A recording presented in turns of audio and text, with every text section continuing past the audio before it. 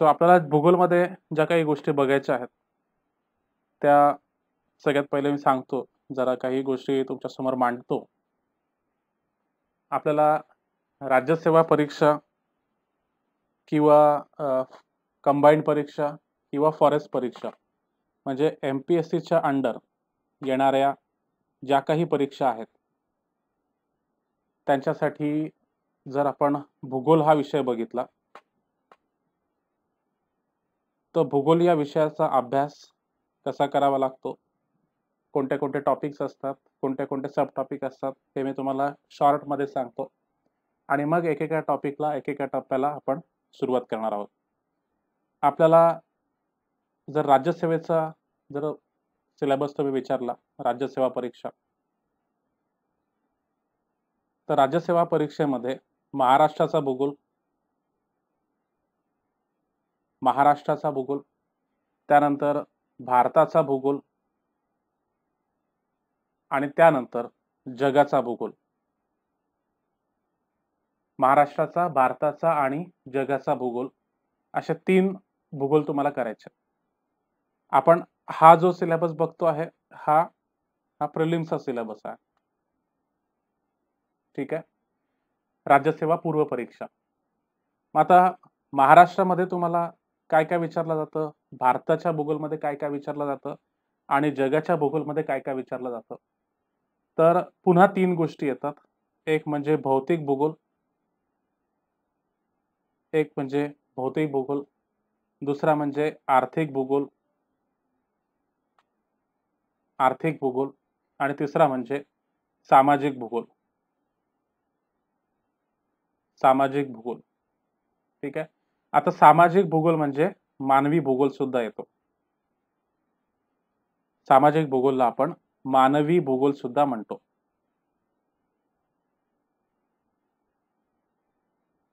सामाजिक भूगोलाला आपण मानवी भूगोल सुद्धा म्हणतो.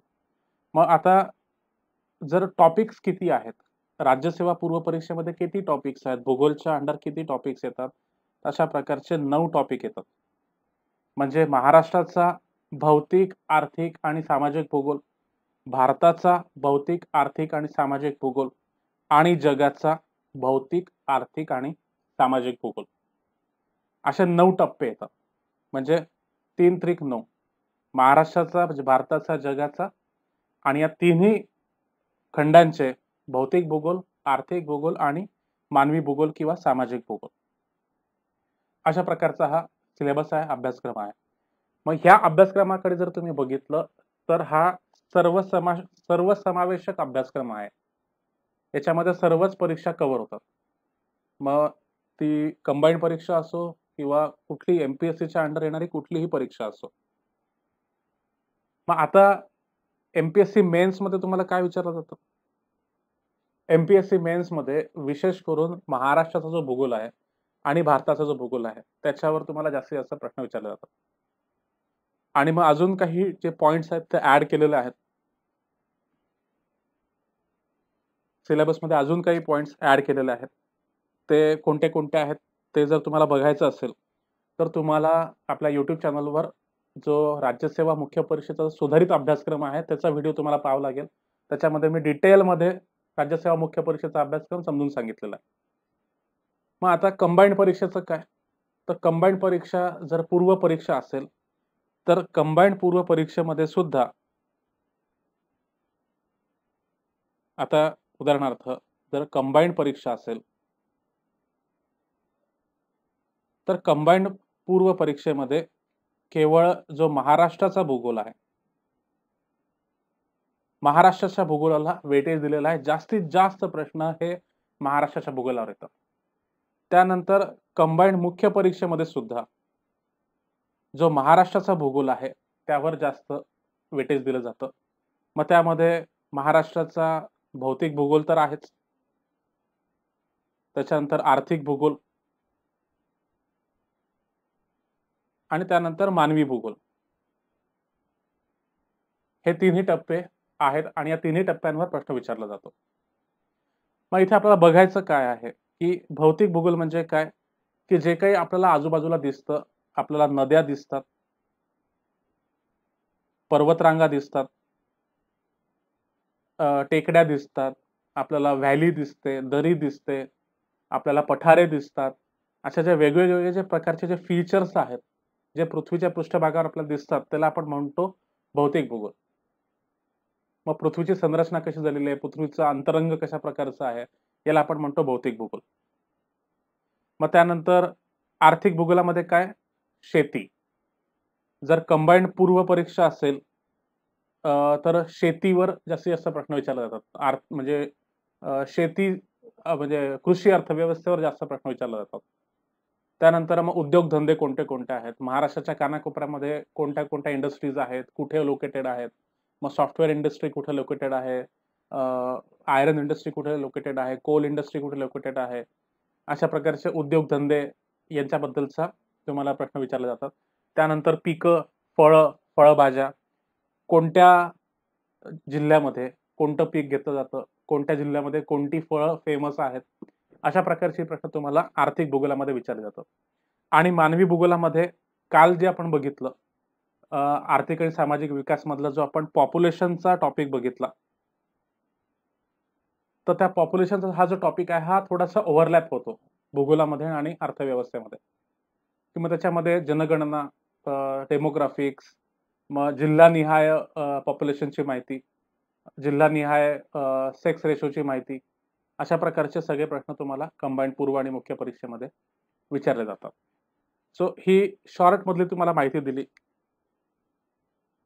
ही होती शॉर्ट मधली माहिती सिलेबस बद्दल. आता तुम्हाला पुस्तकं कोणती वापरायची आहेत, बुक्स कोणती वापरायची आहेत, तर सुरुवातीला जर तुम्ही राज्यसेवा परीक्षेचा अभ्यासक्रम आता मेजॉरिटी मुलं हे नवीन आहेत, नव्याने सुरुवात करत आहेत, तर सगळ्यात पहिलं म्हणजे स्टेट बोर्डाचे बुक्स. स्टेट बोर्डाचे जे बुक्स आहेत म्हणजे अगदी 4थी पासून ते 10वी पर्यंत हे तुम्हाला वाचायला घ्यायचे आहेत, यांचं वाचन सुरू करायचं. ठीक आहे. त्याच्यानंतर बरेच मुलं म्हणजे बरेच जे टॉपर्स आहेत ते सांगतात की एनसीईआरटी याचे बुक्स वाचले पाहिजे. तर तुम्हाला मी इथे सांगू इच्छितो की एनसीईआरटी मधले जे सर्व कन्सेप्ट आहेत, सर्व कन्सेप्ट हे आपले वर्गात शिकवले जाणार आहेत, क्लासमध्ये शिकवले जाणार आहेत. क्लासमध्ये म्हणजे मी तुम्हाला शिकवणार आहे.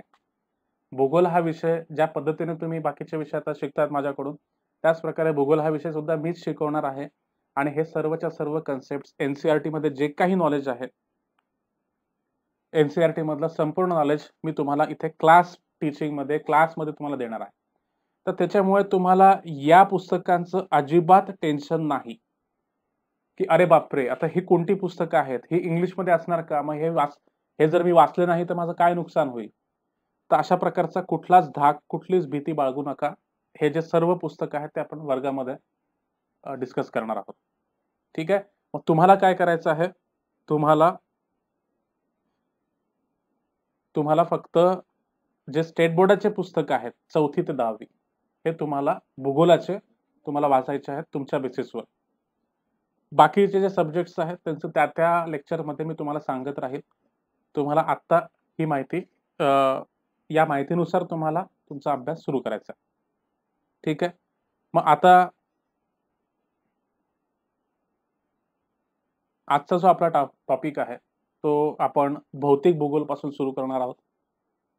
भौतिक भूगोल.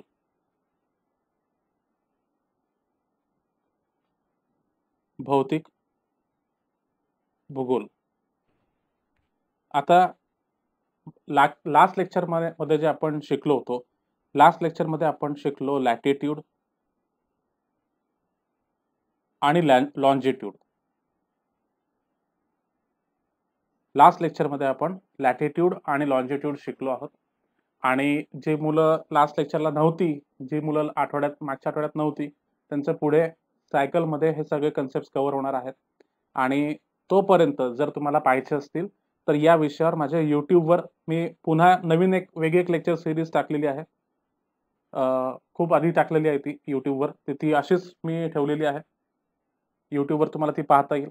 सो आणि जेव्हा क्लासमध्ये आपला तो टॉपिक होईल नेक्स्ट टाइम, तेव्हा तो तुमचा कव्हर करून घेण्यात येईल. आणि आज कुठेतरी आपण ते जे टॉपिक्स आपण शिकलो आहोत त्याला कुठेतरी आपण पुढे नेण्याचं प्रयत्न करू आणि आणखीन एक नवीन टॉपिक्स त्याच्यामध्ये आता ऍड करू. जर तुम्हाला आता तुम्हाला जसं ज्या पद्धतीने आपण एक एक टॉपिक घेणार आहोत तुम्हाला हे सर्व कन्सेप्ट समजणार आहेत. तर थोडं एक शॉर्ट आपण रिव्हिजन करूया लास्ट लेक्चरचं की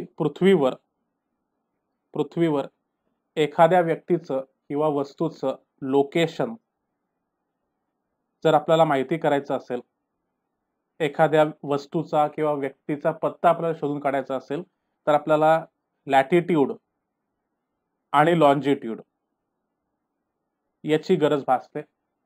रेखावृत्त आणि अक्षवृत्त हे ज्या रेषा आहेत, ह्या ज्या रेखा आहेत यांची आपल्याला गरज भासते आणि त्यांच्या मदतीने आपण कुठल्याही व्यक्तीचं किंवा वस्तूचं किंवा जागेचा पत्ता आपण माहिती करून घेऊ शकतो. मग आता सिंपल भाषेत सांगायचं झालं तर पृथ्वीवर जे आपण अशा सरळ रेषा बघतो, पृथ्वीवर ज्या आपण अशा सरळ रेखा आखलेल्या आहेत ह्या इमॅजिनरी रेखा आहेत, लक्षात घ्या. ह्या काल्पनिक रेखा आहेत. पण ज्या सरळ रेखा आहेत त्यांना आपण काय म्हटलेलं आहे? लॉन्जिट्यूड. ह्या लॉन्जिट्यूड रेखा सरळ असतात. ठीक आहे, उभ्या असतात. सरळ म्हटल्यापेक्षा उभ्या असतात.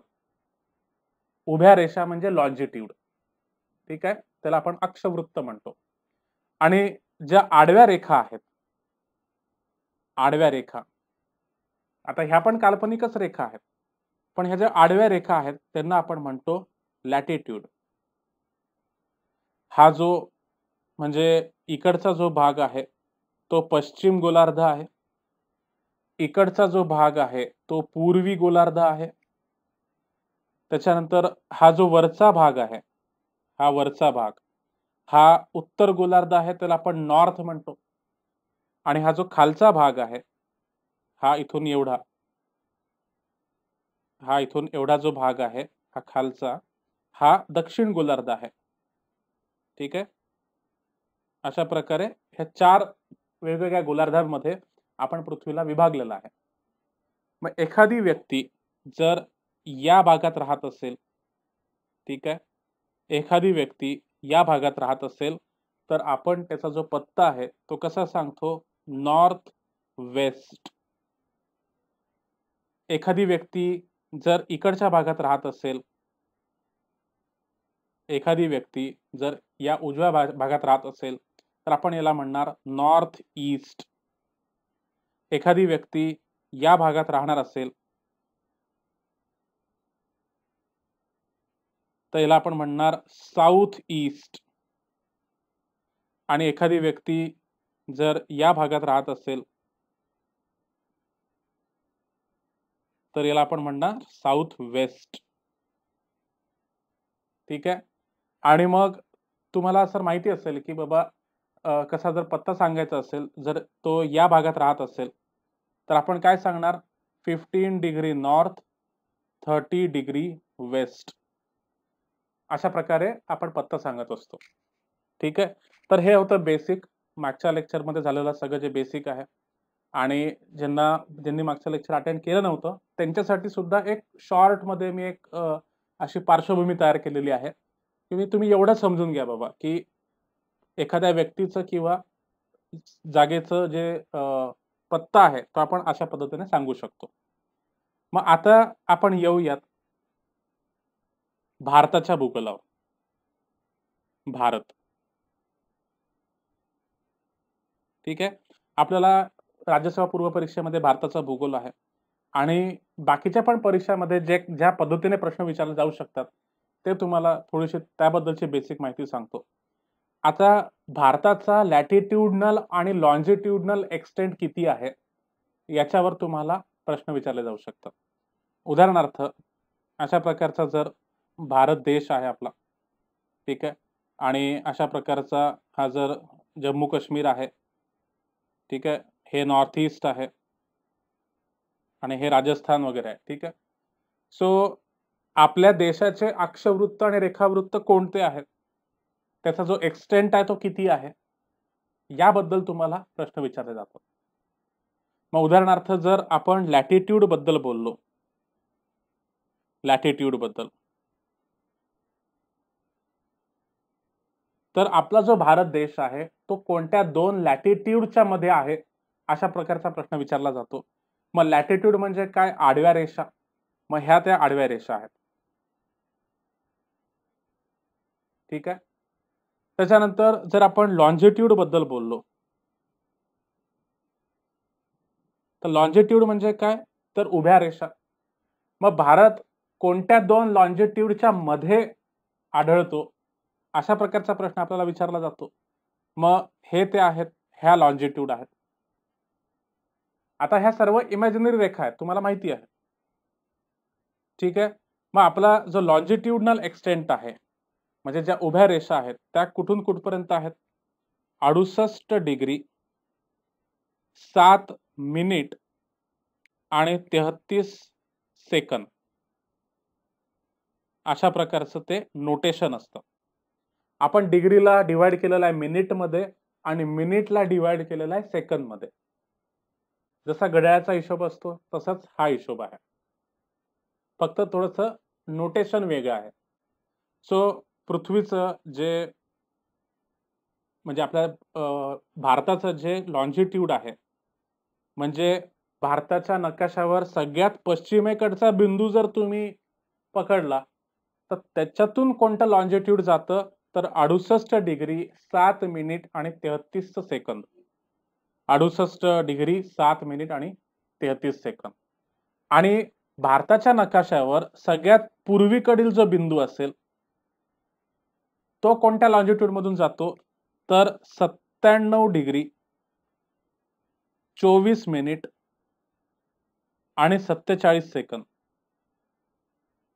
हा जो प्रश्न आहे हा वारंवार एमपीएससीच्या परीक्षांमध्ये विचारलेला आहे. हे जे आकडे आहेत हे तुम्हाला पाठ करून घ्यायचे आहेत. ठीक आहे. अशा प्रकारचे प्रश्न या कंबाईंड पूर्व परीक्षेमध्ये सुद्धा येऊ शकतात. त्यानंतर जर लॅटिट्यूडनल एक्सटेंट जर तुम्हाला विचारला की लॅटिट्यूड कुठून कुठपर्यंत आहेत, तर 8 डिग्री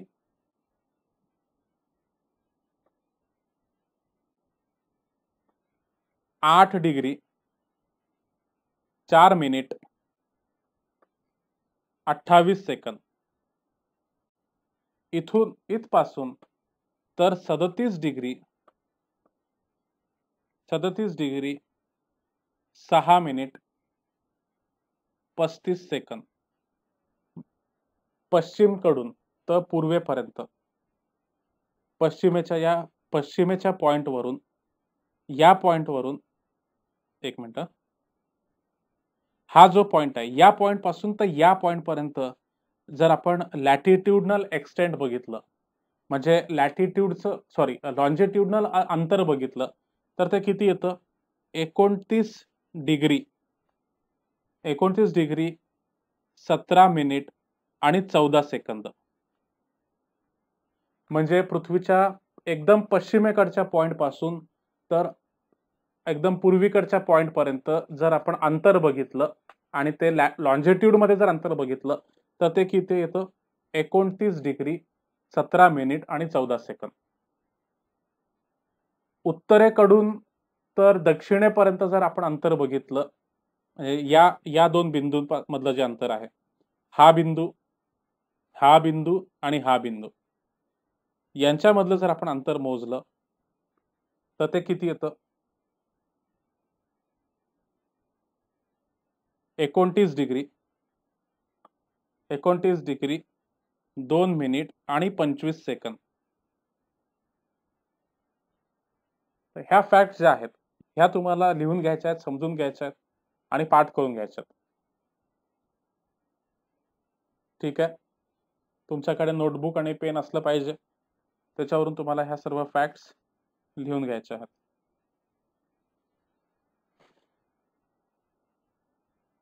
ठीक आहे. सो जर तुम्ही एक पॅटर्न बघितला, एक याच्यावरून जर ऑब्झर्वेशन केलं तुम्ही, तर तुम्हाला मी काल सांगितलं होतं की ऑब्झर्वेशन पॉवर खूप महत्वाची आहे. आपण जर पृथ्वीच्या उत्तरेकडचा जर बिंदू बघितला तर हा बिंदू, त्याच्यानंतर एकदम दक्षिणेकडचा जो बिंदू आहे तो हा बिंदू, त्याच्यानंतर पश्चिमेकडचा बिंदू पकडला आणि पूर्वेकडचा जर बिंदू बघितला तर आपण हे अंतर किती बघितलेलं आहे, या अंतरापासून या अंतरापर्यंत जे अंतर आहे ते किती आहे, 29 डिग्री 29 डिग्री 2 मिनिट 25 सेकंद. आणि या अंतरापासून, या बिंदूपासून तर या बिंदूपर्यंत, पश्चिमेकडून पूर्वेपर्यंतचा जे बिंदू आहे त्यांचं जे आहे अंतर 29 डिग्री 17 मिनिट आणि 14 सेकंद. ठीक आहे. तर याचा अर्थ काय, रफली जर आपण बघितलं तर उत्तर दक्षिण अंतर किती आहे, 29 डिग्रीचं आहे. सॉरी, पश्चिम पूर्व अंतर किती आहे, 29 डिग्रीचं आहे. आणि उत्तर डिग्री म्हणजे उत्तर दक्षिण जे अंतर आहे ते सुद्धा रफली 29 डिग्रीचं आहे. म्हणजे एक प्रकारचा आपण जर या सर्व पॉइंट्सला आपण अशा प्रकारे जोडलं तर एक प्रकारचा चौकोन तयार होतो. चौकोन तुम्हाला माहिती आहे की चौकोन म्हणजे काय, ज्याच्या चारी बाजू सेम असतात, इक्वल असतात. ठीक आहे. सो उत्तर दक्षिण अंतर आणि पश्चिम पूर्व अंतर हे रफली सेमच आहे, फक्त काही मिनिटांचा फरक आहे. तो मिनिटांचा फरक जर आपण सोडला तर रफली भारत जो आहे तो अशा प्रकारच्या चौकोनामध्ये बसवला गेलेला आहे. अशा प्रकारचं भारताचं लोकेशन आहे आपल्या पृथ्वीवरचं. ठीक आहे.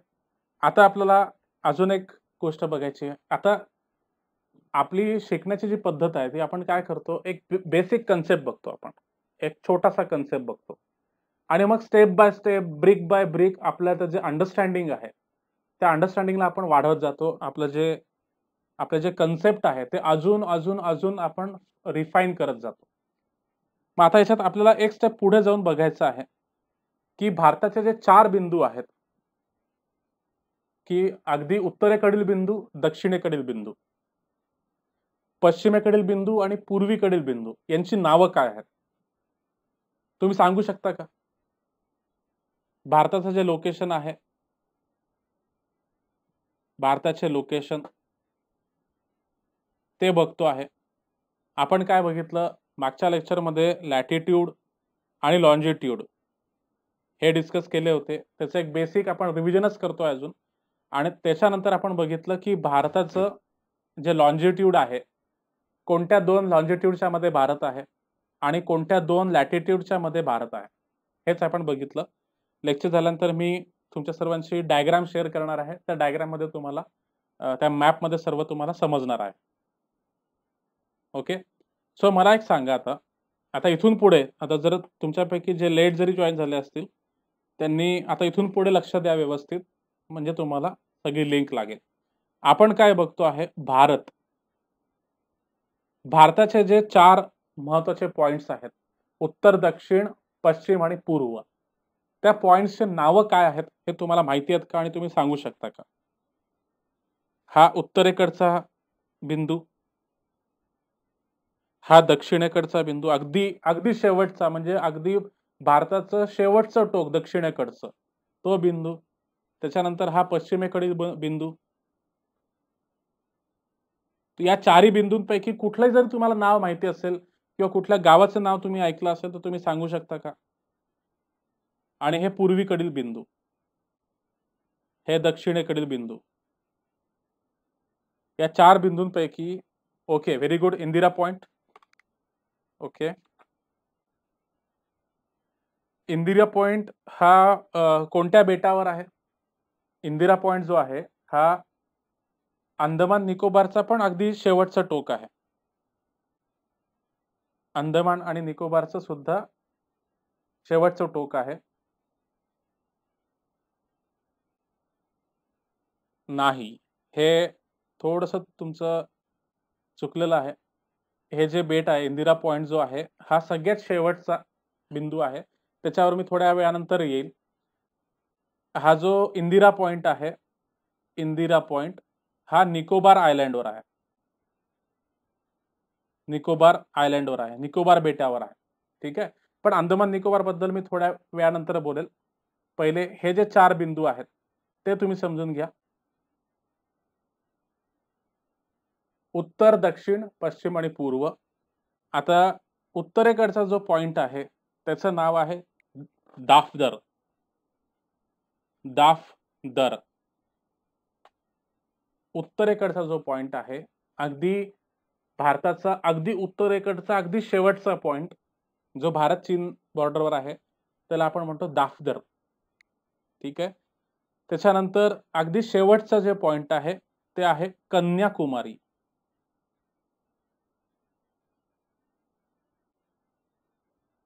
आता कन्याकुमारी का?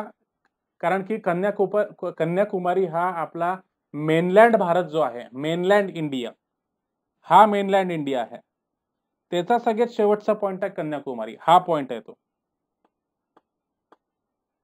ठीक आहे. मी तुम्हाला हा पॉइंट विचारला होता. हा जो इंदिरा पॉइंट आहे तो त्या कन्याकुमारीच्या पण खालचा आहे. पण हे जे 4 पॉइंट्स आपण बघतोय ते मेनलँड इंडिया बद्दल आपण बघतोय. हे समजून घ्या तुम्ही. ठीक आहे. त्याच्यानंतर जो पश्चिमेकडचा पॉइंट आहे तो आहे घुअर मोटा. घुअर मोटा.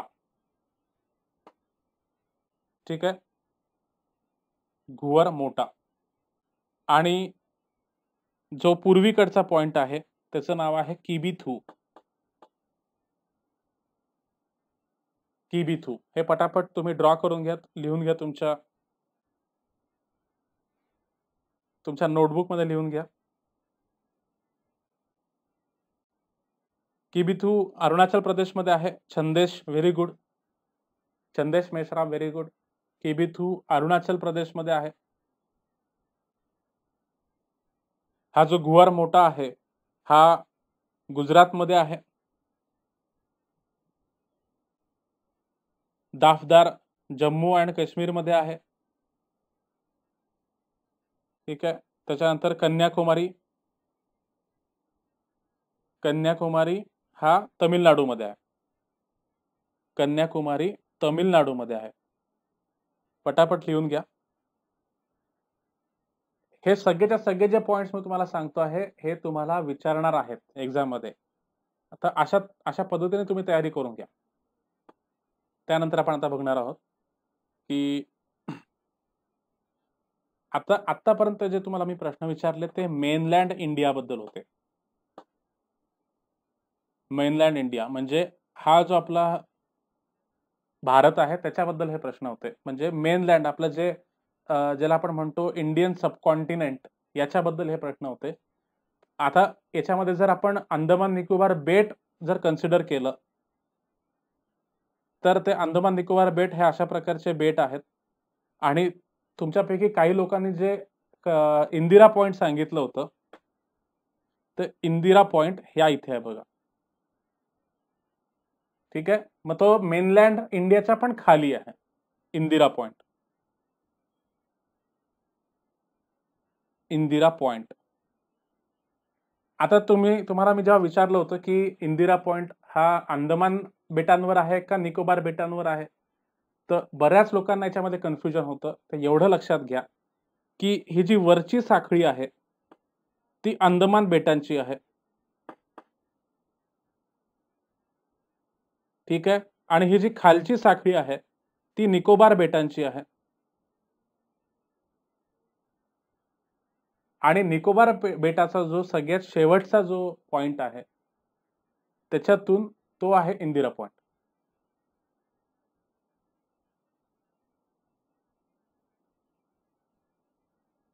ठीक आहे. अंदमान निकोबार आणि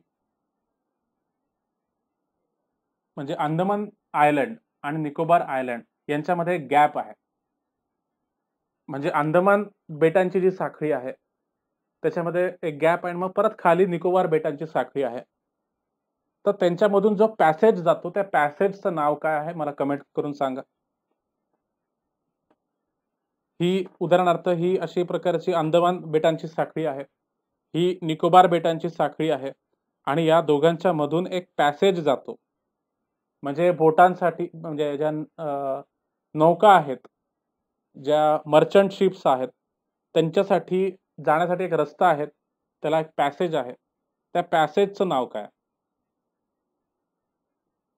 त्या पॅसेजचं नाव आहे डंकन पॅसेज. हे अंदमान बेट आहेत, हे निकोबार बेट आहेत आणि या दोन्ही बेटांच्या साखळीला वेगळं करणारा एक पॅसेज आहे, त्याला आपण नाव दिलेलं आहे डंकन पॅसेज. ठीक आहे, लिहून घ्या पटापट. आता तुम्हाला फरक कळला का? कन्याकुमारी आणि इंदिरा पॉइंट मधला फरक कळाला का? अशा प्रकारचे प्रश्न तुम्हाला वारंवार एक्झाम मध्ये विचारले जातील. तर त्या पद्धतीने आपण हे सगळे जे पॉइंट्स आहेत, हे जे कन्सेप्ट आहेत, हे आपण बघतो आहोत. त्यानंतर माझा पुढचा प्रश्न आहे की भारताचा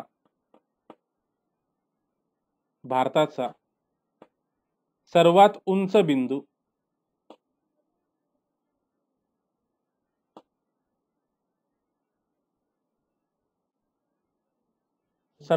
बिंदू कोणता? आणि सर्वात उंचला आता अपोजिट काय म्हणणार आपण? सर्वात काय म्हणतात त्याला? सर्वात उंच बिंदू म्हणजे सर्वात हायएस्ट, आणि सर्वात खालचा बिंदू किंवा सर्वात नीच बिंदू किंवा सर्वात लोवेस्ट बिंदू, हायएस्ट बिंदू कोणता आणि लोवेस्ट बिंदू कोणता? लहान म्हटल्यापेक्षा नाही, मला उंचीप्रमाणे मला विचारायचं आहे. उंची विचारतोय मी इथे की उंचीच्या कंपॅरिझन मध्ये. हा, कमी उंचीचा असं पण नाही म्हणता येणार ऍक्च्युअली, कारण की मला जे विचारायचं आहे ते तुम्हाला कदाचित कळत नाहीये. बघा, मी तुम्हाला ड्रॉ करून सांगतो. सर्वात उंच बिंदू म्हणजे हा बिंदू तुम्हाला विचारतोय मी. आता भारतामध्ये जे काही पर्वतरांगा आहेत, त्याच्यामध्ये ज्या काही टेकड्या आहेत, पठार आहेत, ठीक आहे, तो उंच त्यांच्या कंपॅरिझन मध्ये सर्वात उंच बिंदू कोणता ते मला विचारायचं आहे. आणि ही जर समुद्र पातळी असेल तर समुद्र पातळीच्या खालच्या लेवलला जी जमीन आहे, अशी जमीन आहे की जी समुद्र पातळीच्या खाली आहे. तर आणि मग त्याच्यामुळे तिथे पाणी गोळा झालेला आहे. त्याचे बरेच फीचर आहेत, तुम्हाला सांगतो थोड्या वेळामध्ये मी. तर सर्वात उंच बिंदू कोणता आणि सर्वात खालचा बिंदू कोणता?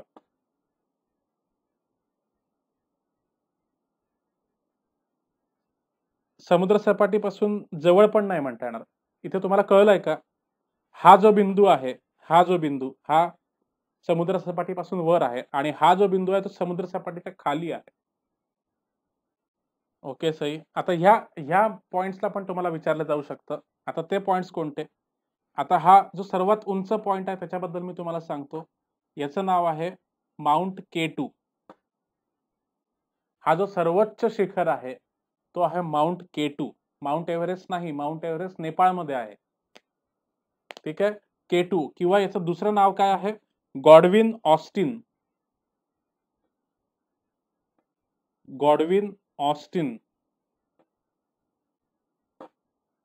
K2 किंवा गॉडविन ऑस्टिन. सर्वात पहिला व्यक्ती जो त्या शिखरावर गेला त्याच्या नावाने तो शिखर ओळखला जातो. आणि सर्वात जो खालचा बिंदू आहे तो आहे कुट्टनाड. हा केरळमध्ये आहे. ठीक आहे, आणि याची जी काय म्हणतात त्याला खोली आहे, सर्वात खोल, हा शब्द बेस्ट असू शकतो की देशातला सर्वात उंच शिखर कुठला किंवा सर्वात उंच बिंदू कुठला आणि सर्वात खोल बिंदू कोणता, अशा पद्धतीने आपण त्याला म्हणू शकतो.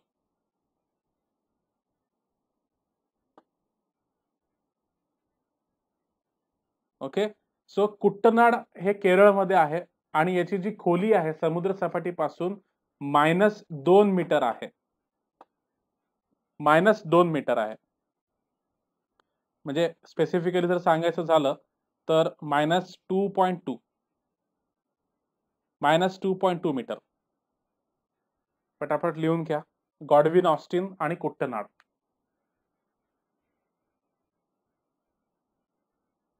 आता तुम्ही विचार कराल की सर समुद्र सपाटीपासून पण खोल अशी कोणती जागा असू शकते? कशी असू शकते ती जागा आणि ह्या कुट्टनाडचं काय महत्व आहे किंवा काय वैशिष्ट्य आहे? तर केरळमध्ये ही जागा आहे आणि ही इथं जर तुम्ही म्हणजे खोली बघितली, तर ती समुद्र सपाटीपासून ती खोल जागा आहे आणि त्याच्यामुळे जर तुम्ही बघितलं, तर अशा प्रकारचा तो समजा रिजन आहे आणि तो रिजन समुद्र सपाटीपासून खोल आहे. त्याच्यामुळे आसपासच्या प्रदेशातून जवळ-जवळ 5 नद्या त्या रिजनमध्ये येतात. आणि अशा प्रकारच्या ज्या 5 नद्या आहेत, त्या त्या रिजनमध्ये येतात आणि त्या एकत्र मिळतात आणि त्याच्यामुळे एक सरोवर तयार होतं. या 5 नद्यांमुळे एक सरोवर तयार होतं. आणि अशा या जागेचं नाव आहे कुट्टनाड आणि या जागेला आपण म्हणतो rice bowl of Kerala. Rice bowl of Kerala. अशा प्रकारची ही जागा आहे. पटापट लिहून घ्या. कारण की केरळमध्ये हा जो विशिष्ट प्रदेश आहे त्याच्यामध्ये भाताची शेती होते, भात शेती होते. तर त्याच्यामुळे त्या रिजनला राईस बाउल ऑफ केरला असं म्हटलेलं आहे. ठीक आहे. आता त्याच्यानंतर थोडंसं याच्याशीच मिळतं-जुळतं एक जनरल जनरल नॉलेजसाठी हे माहिती असू द्या. कारण की पंजाब तुम्हाला माहिती आहे पंजाब. पंजाब. पंजाबचं नाव पंजाब का पडलं? कारण की त्या क्षेत्रातून आता हा जो क्षेत्र आहे त्याला आपण डिव्हाईड केलेला आहे. अर्धा पंजाब भारतात आहे, अर्धा पंजाब पाकिस्तानमध्ये आहे. पण या क्षेत्रामध्ये 5 नद्या 5 नद्या वाहतात. म्हणून 5 नद्यांचा प्रदेश म्हणजे पंजाब. अशा प्रकारचं त्याचं नाव पडलेलं आहे. आणि ह्या पाचीच्या ज्या पाची नद्या आहेत, त्या ज्या ठिकाणी येऊन मिळतात, त्या जागेला पंजनाड असं म्हणतात. पंजनाड. आणि हा जो पॉइंट आहे, हा पाकिस्तानमध्ये आहे. म्हणजे आपली जी सिंधू नदी आहे, सिंधू नदीच्या ज्या 5 ट्रिब्युटरीज आहेत, 5 ज्या काही उपनद्या आहेत, त्या एका ठिकाणी येऊन मिळतात. त्या त्या जागेला पंजनाड म्हणतात. ठीक आहे. तर हे कुट्टनाड आपण बघितलं.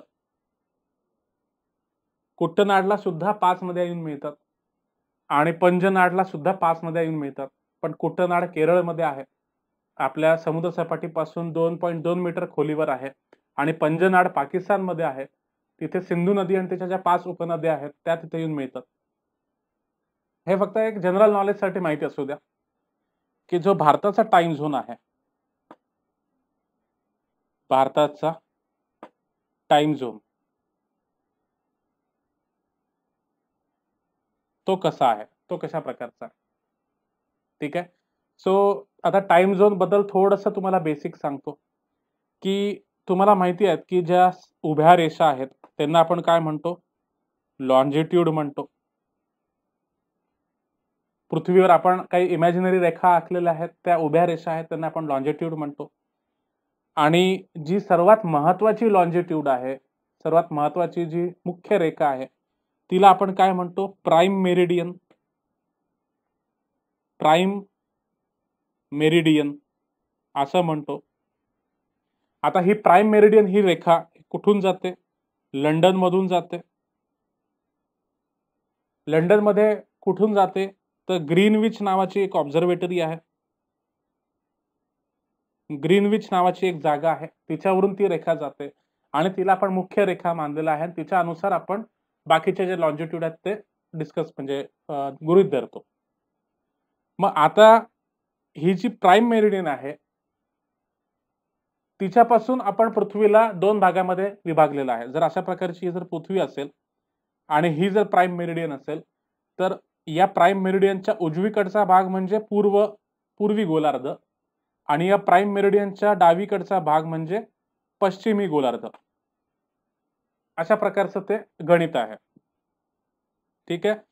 आता ज्या प्रकारे आपण ग्रीनविच पासून जर आपण पूर्वीकडे गेलो, तर वेळ बदलत जाते आणि ग्रीनविच पासून आपण इकडे गेलो, तर वेळ बदलत जाते. कशा प्रकारे? जर ग्रीनविचला म्हणजे दुपारचे 12 वाजलेले असतील, दुपारचे 12 वाजलेले असतील, ठीक आहे, 12 PM किंवा 12 नून झालेला असेल, तर जसं आपण इकडे जाऊ पूर्वीकडे, तेव्हा जो पिरियड आहे, जो टाइम आहे, तो वाढत, वाढत, वाढत, वाढत जातो. म्हणजे जर एक लॉजिट्यूड आपण बघितलं तर इथे 1 वाजलेला असेल, इथे 2 वाजलेले असतील, इथे 3 वाजलेले असतील, इथे 4 वाजलेले असतील, अशा पद्धतीने. त्याच्यानंतर आपण जर पश्चिमेकडे गेलो, तर टाइम कमी, कमी, कमी, कमी होत जातो. उदाहरणार्थ इथे 11 वाजलेले असतील, इकडे 10 वाजलेले असतील, अजून इकडे गेलो तर 9 वाजलेले असतील, अशा पद्धतीने. आणि जर आपण दोन्ही साइडनी असं पृथ्वीच्या त्या साइडने गेलो, हा प्राइम मेरिडियनच्या एक्झॅक्ट अपोजिट भाग, पृथ्वीच्या मागच्या साइडचा भाग, मग तिला ओव्हरलॅप होते इंटरनॅशनल डेट लाईन. मग तिथे दुसऱ्या दिवशीचे 12 वाजलेले असतात. आपण पश्चिमेकडे जातो तेव्हा एक तास पुढे जातो आणि पूर्वीकडे जातो आपण पश्चिमेकडे जातो तेव्हा एक तास कमी कमी होत जातो. पूर्वेकडे गेलो तर एक तास जास्त जास्त होत जातो. असं करत करत आपण पृथ्वीचा असा एक चक्कर मारतो आणि एक चक्कर मारल्यानंतर ही जी प्राइम मेरिडियन आहे, आपण बघा, तुम्हाला सिंपल भाषेत सांगतो. अक्षय कुर्ले, आणखीन बाकी पण ज्यांना ज्यांना समजलं नाही त्यांनी व्यवस्थित ऐका. ही आपली पृथ्वी आहे, बरोबर. ही प्राइम मेरिडियन आहे, ओके, ग्रीनविच, ठीक आहे. इथे दुपारचे 12 वाजलेले आहेत, इथे दुपारचे 12 वाजलेले आहेत, ठीक आहे. आता कधीचे आहेत समजा, एक तारीख कन्सिडर करा. आजची तारीख किती आहे? 14 ऑक्टोबर. 14 ऑक्टोबर दुपारचे 12. आपण तुम्ही सगळे लोक इमॅजिन करा की आपण 14 ऑक्टोबरला दुपारी 12 वाजता या ग्रीनविच लाईनवर आहोत किंवा प्राइम मेरिडियनवर आहोत, ठीक आहे. आता मी ठरवलं की मी पूर्वेकडे जाणार आणि तुम्ही सगळ्यांनी ठरवलं की सर आम्ही पश्चिमेकडे जाऊ, ठीक आहे. स्टोरी कळाली तुम्हाला? 14 ऑक्टोबरला दुपारी 12 वाजता आपण ग्रीनविच लाईनवर होतो. सर्वच्या सर्वजण आपण ग्रीनविच मीन लाईनला होतो, प्राइम मेरिडियनला होतो. मी ठरवलं की मी पूर्वीकडे जाणार आणि तुम्ही सगळ्यांनी ठरवलं की तुम्ही पश्चिमेकडे जाणार, करेक्ट? सगळ्यांना कळालं का सांगा? थोडंसं आज तुम्हाला ऍडजस्ट करावं लागेल कारण की आज सगळीचकडे पाऊस आहे, माझ्याकडे पण पाऊस आहे. पण तरी माझ्याकडे जे इंटरनेट आहे ते खूप स्ट्रॉंग आहे, तर त्याच्यामुळे कदाचित तुमच्याचकडे प्रॉब्लेम असेल. पण ठीक आहे, लेक्चर मी रेकॉर्ड करतो आहे. हां, नोट्स पाठवणार. Don't worry. ओके. फक्त समजून घ्यायचा प्रयत्न करा. ओके. सो मी ठरवलं की मी पूर्वेकडे जाणार आणि तुम्ही सगळ्यांनी ठरवलं की आम्ही पश्चिमेकडे जाणार. मग आपण काय करणार आहोत? आपण एक तास आपण पुढे जाणार. मी काय करणार? मी 1 तास पूर्वीकडे जाणार, मग परत 1 तास पूर्वीकडे जाणार. तुम्ही काय करणार? 1 तास पश्चिमेकडे जाणार, अजून 1 तास पश्चिमेकडे जाणार. अशा प्रकारे आपला प्रवास सुरू आहे.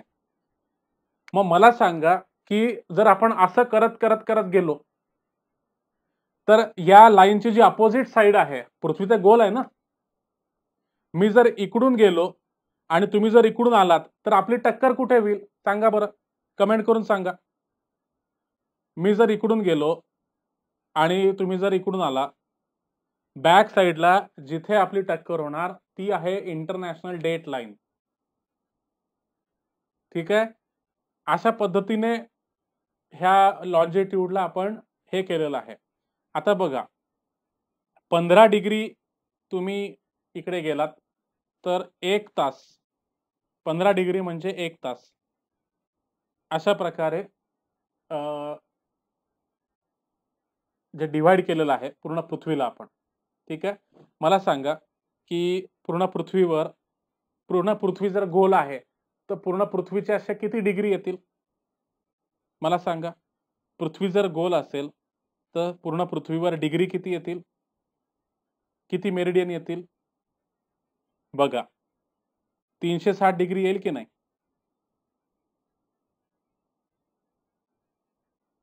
360 डिग्री येणार, बरोबर? महेश्वरी, गणेश, बरं. आता एका दिवसामध्ये किती तास असतात? 24 तास असतात. 24 तास असतात, बरोबर. ठीक आहे. कारण की तुम्हाला माहिती आहे की पृथ्वी स्वतःभोवती एक चक्कर घ्यायला किती तास लावते? 24 तास लावते. मग जर या 360 डिग्रीला जर आपण 24 नी भागलं तर उत्तर काय येईल सांगा पटापट? 360 डिग्रीला जर आपण 24 ने भागलं तर उत्तर काय येईल पटापट सांगा?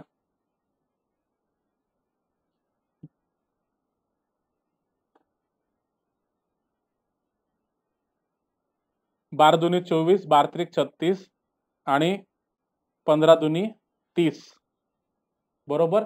म्हणजे काय की 15 डिग्री जर तुम्ही पूर्वीकडे गेले तर तुम्ही 1 तास जास्त म्हणजे 1 तास तुमचा वाढून जाईल. बरोबर? 15 डिग्री जर तुम्ही पश्चिमेकडे गेलात तर तुमचा 1 तास कमी होऊन जाईल. एवढं कळलं का बघा?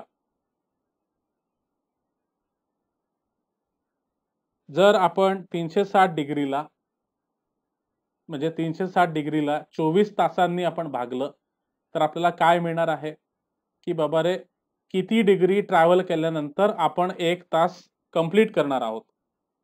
तर याचा अर्थ काय? 15 डिग्री ट्रॅव्हल केल्यानंतर आपण 1 तास कमावणार आहोत किंवा गमावणार आहोत. ठीक आहे.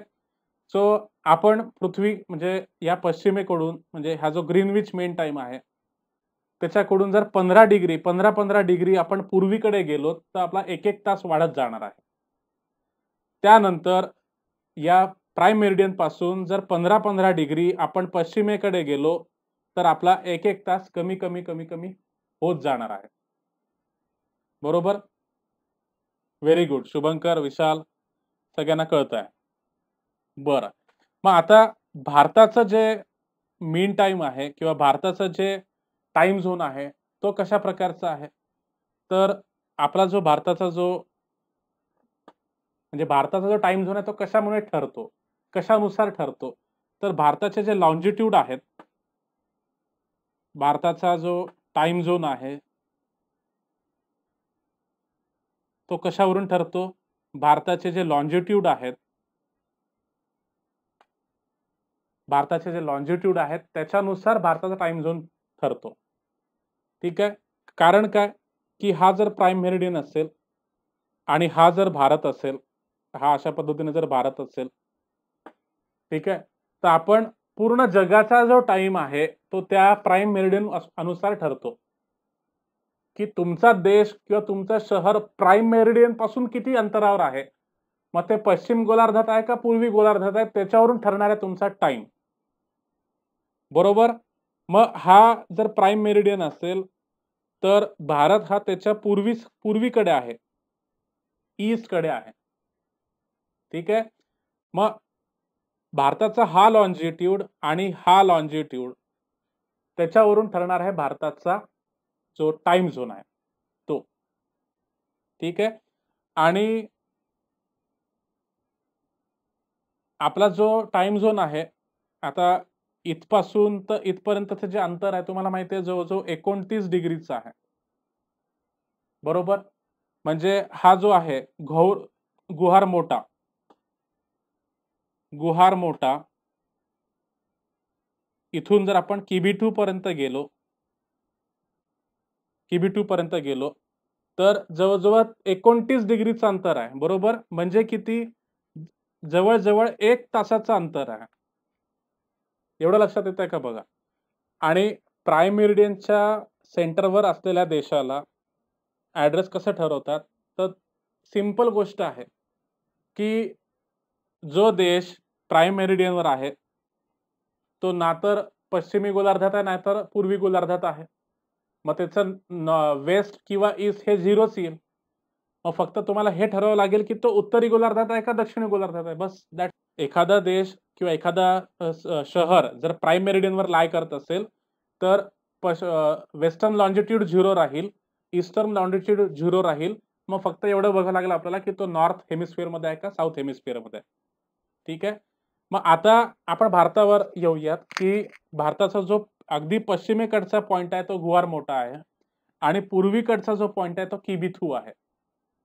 ठीक आहे. आता या दोघांमध्ये या दोन्ही पॉइंट मध्ये किती तासाचं अंतर आहे? जवळजवळ 1 तासाचं अंतर आहे, कारण की दोघांमध्ये जवळजवळ 29 डिग्रीचं लॉन्जिट्यूडनल अंतर आहे. ठीक आहे. मग जर दोघांना आपण कम्पेअर केलं तर सूर्य कोणत्या शहरावर सगळ्यात पहिले उगवेल? मला कमेंट करून सांगा.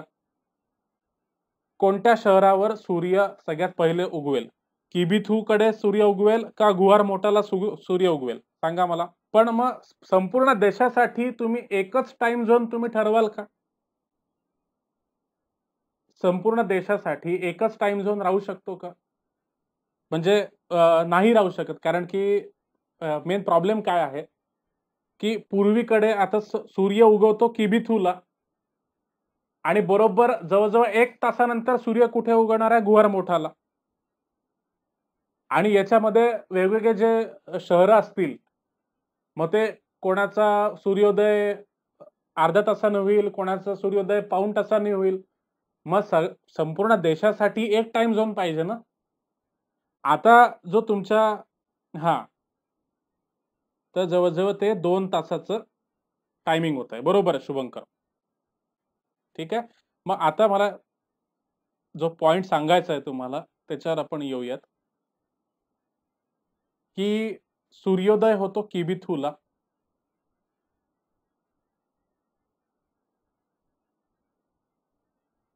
किबिथूला सूर्योदय होतो. किबिथू पासून गुहार मोठा इथपर्यंत सूर्योदय येऊस्तर तुम्हाला माहिती आहे की जी पृथ्वी आहे ती पश्चिमेकडून पूर्वीकडे अशी ती फिरते आणि सूर्य इथे आहे. ठीक आहे. मग सूर्योदय जर इथे झाला किबिथूला तर तो पृथ्वी हळूहळू हळूहळू हळू करत पश्चिमेकडून पूर्वेकडे जाईल आणि मग गुहार मोठाला सूर्योदय होईल. पण हे जे अंतर आहे सूर्याचं सूर्योदयाचं ते किती तासाचं आहे? 2 तासाचं.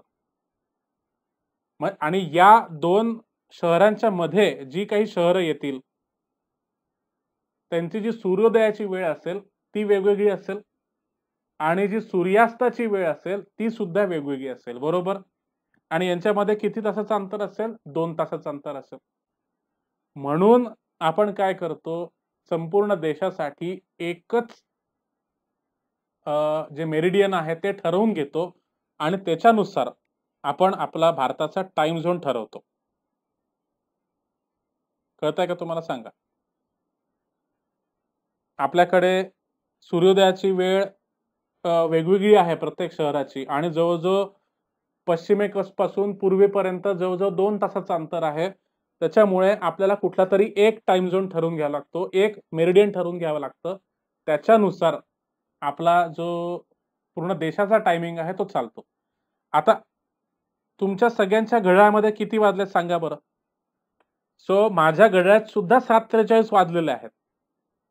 तर याचं कारण काय की आपण आपापल्या घड्याळामध्ये एकच टाइम झोन ठरवलेला आहे, तो म्हणजे इंडियन स्टँडर्ड टाइम.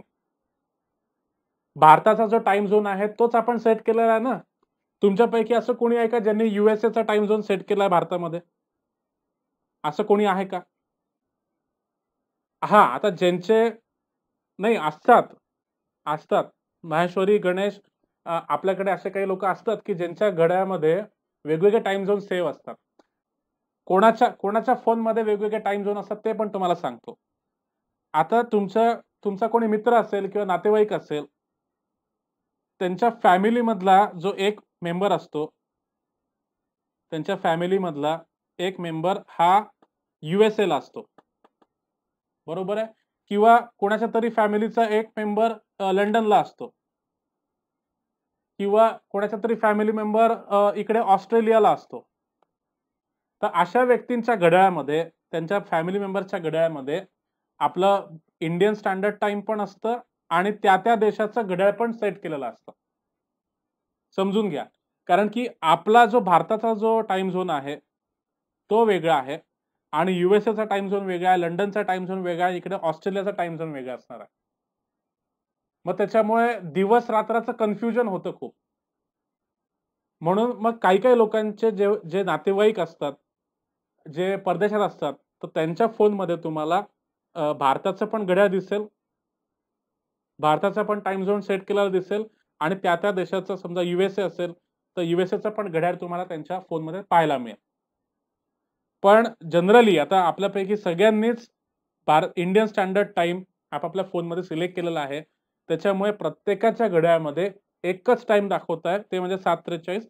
आता माझ्या घड्याळात झालंय 7:45. ठीक आहे. याचा अर्थ काय? संपूर्ण भारतासाठी संपूर्ण भारतासाठी आपण एकच टाइम झोन ठरवलेला आहे. मग तो जो टाइम झोन आहे, ते नॉर्थ ईस्ट मधले पण लोक तोच टाइम झोन वापरतात आणि पश्चिमेकडचे गुजरातकडचे लोक सुद्धा तोच टाइम झोन वापरतात. मुंबईतले लोक सुद्धा तोच टाइम झोन वापरतात. कन्याकुमारीचे लोक सुद्धा तोच टायमिंग वापरतात.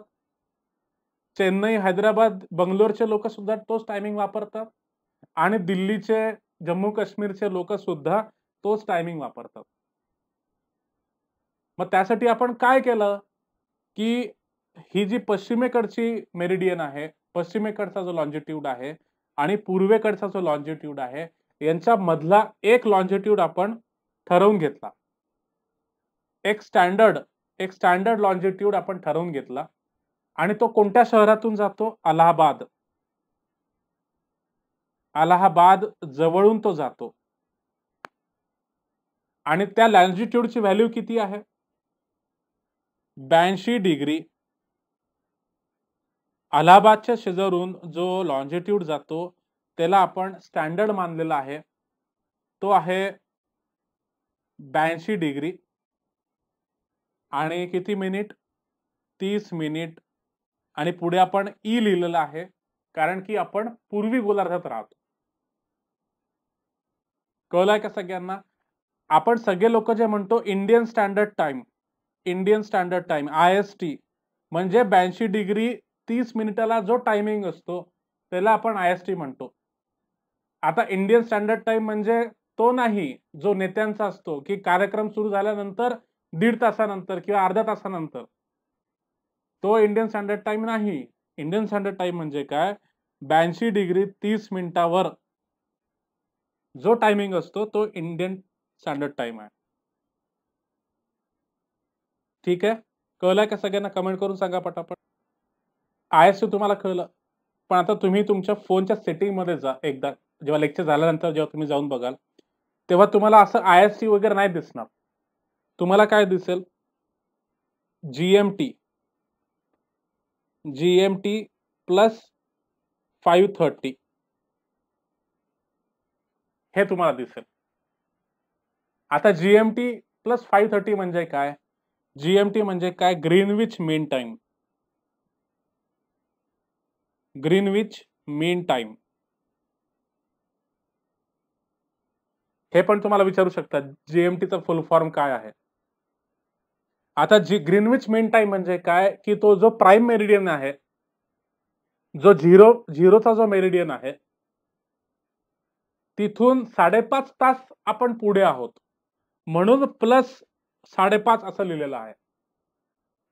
हे पण तुम्ही समजून घ्या की एक तर तुम्ही IST म्हणा किंवा मग GMT प्लस 5:30 असं म्हणा, तो सारखाच टायमिंग आहे. तिला आपण म्हणतो Trans Siberian rail. Trans Siberian railway. Trans Siberian railway ही कुठून सुरू होते? मॉस्को पासून सुरू होते आणि पूर्ण रशिया ओलांडून, म्हणजे रशियाचा तुम्ही पूर्ण आता जगाचा नकाशा जेव्हा बघाल तेव्हा तुम्हाला कळेल. मॉस्को पासून तर शेवटचं स्थानक आहे व्लादिवोस्तोक.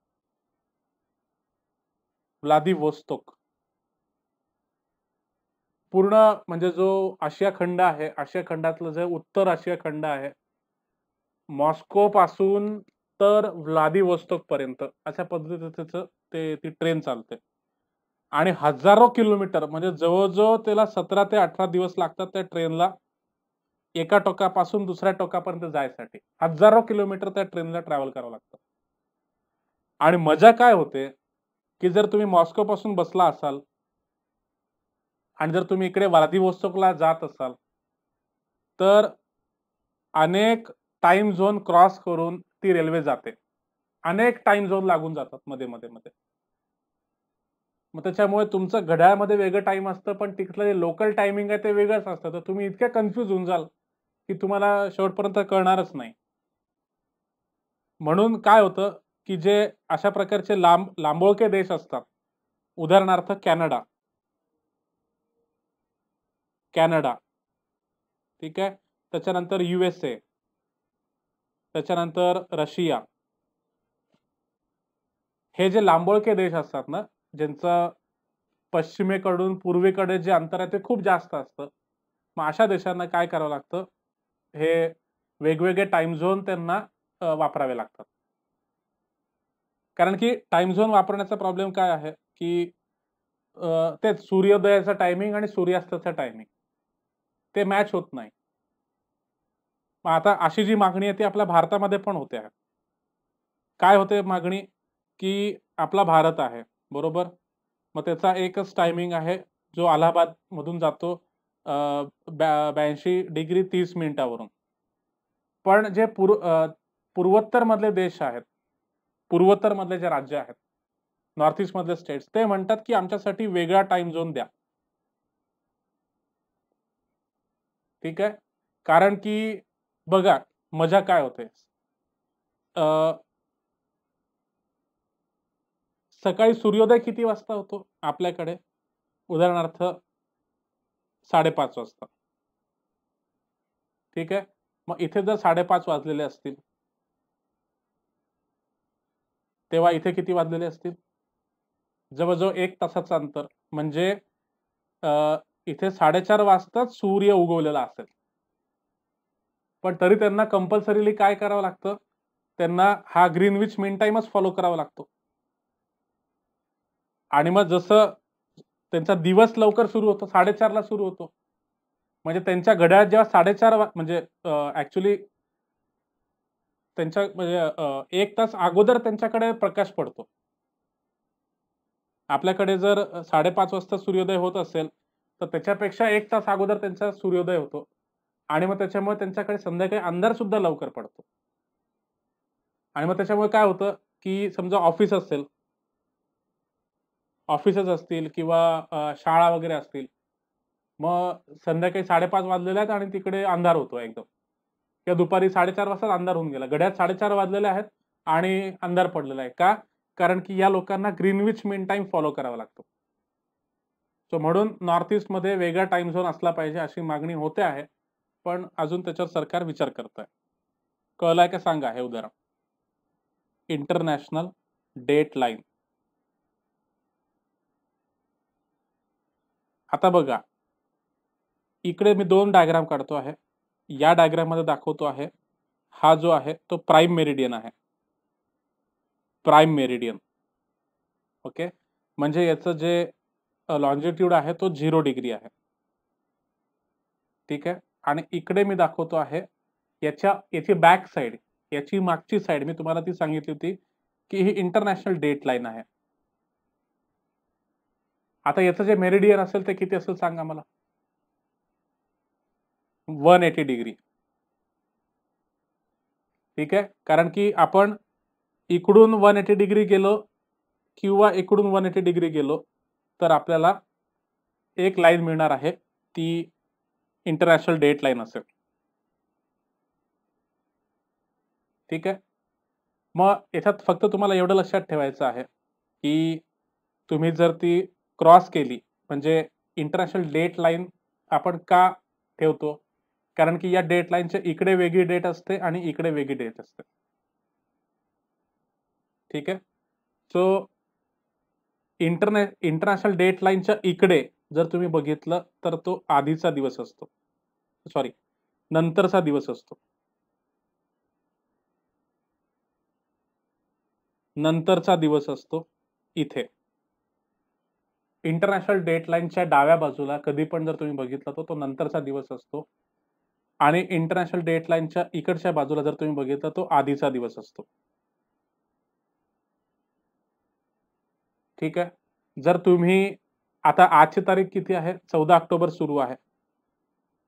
14 ऑक्टोबरला तुम्ही इथे आहात आणि तुम्ही फ्लाइट पकडली आणि 12 तासाच्या आत जर तुम्ही इकडे म्हणजे 2 ते 3 तासामध्ये जर फ्लाइट पकडून जर तुम्ही इकडे चालले गेलात, तर इकडे गेल्यानंतर तुम्हाला 13 ऑक्टोबरच डेट दिसेल. तुम्हाला एक दिवस तुम्ही कमवाल. जर तुम्ही इंटरनॅशनल डेटलाईनच्या इकडे तुम्ही गेलात, तर तुम्ही एक दिवस कमवता. कारण की इंटरनॅशनल डेटलाईनच्या डावीकडे नंतरचा दिवस असतो आणि उजवीकडे आधीचा दिवस असतो. याचं उलटं आहे, की जर अशाच पद्धतीने तुम्ही इंटरनॅशनल डेटलाईन क्रॉस करून इकडे आलात. राजू, गणेश, माहेश्वरी, ओके. तुमच्या सगळ्यांच्या कमेंट्स मी बघत असतो. आता ही जर इंटरनॅशनल डेटलाईन आहे आणि तुम्ही इकडून फ्लाइट पकडून इकडे आलात. फक्त तुम्हाला एवढं लक्षात ठेवायचं की कमी वेळात म्हणजे एकदम 12 तास नाही लावायचे, 12 किंवा 24 तास नाही लावायचे. फ्लाइट पकडून जर तुम्ही आला, म्हणून मी फ्लाइट हा शब्द वापरतोय. फ्लाइट पकडून तुम्ही इकडे आलात. मग जर तुम्ही 14 तारखेला इथे असाल, तर इकडे 15 तारीख आलेली असेल. म्हणजे इथे तुमचं एका दिवसाचं नुकसान होणार. ठीक आहे? हे तुम्हाला समजून घ्यायचं आहे. आणि हे जेवढेही पॉइंट्स मी या पूर्ण लेक्चरमध्ये तुम्हाला समजून सांगितलेले आहेत, या सर्व टॉपिक्सवर प्रश्न येतील. वेगवेगळ्या पद्धतीने प्रश्न येतील. कधी तुम्हाला गणित दिलं जाईल, कधी तुम्हाला ग्रीनविच काय आहे, प्राइम मेरिडियन काय आहे, इंटरनॅशनल डेटलाईन काय आहे, याच्याबद्दल बेसिक प्रश्न तुम्हाला विचारले जातील.